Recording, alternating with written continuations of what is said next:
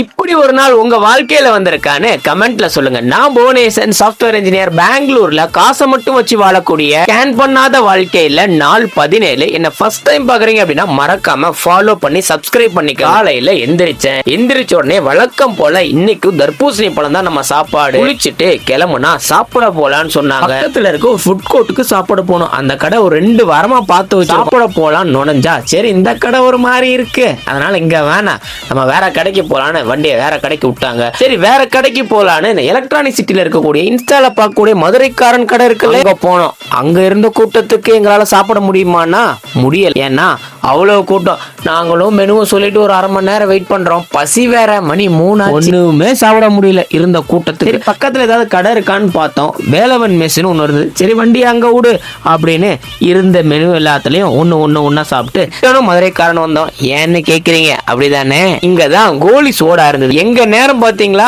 கோலி soda கூட எங்களுக்கு கிடைக்கல. ஏன்னா மதுரைக்காரன்ல சாப்பிடக்கூடாதுன்னு எழுதி வச்சிருக்கு போல. பக்கத்துல இருக்க கடையில இன்னொரு கோலி சோடா இருந்தது. அதை குடிச்சோம். சுமாரா தான் இருந்தது. அதையும் குடிச்சிட்டு நேரா வீட்டுக்கு வந்து இன்னைக்கு நம்ம கண்டென்ட் எடுக்கலான்னு வீடியோ எடுக்க போனேன்.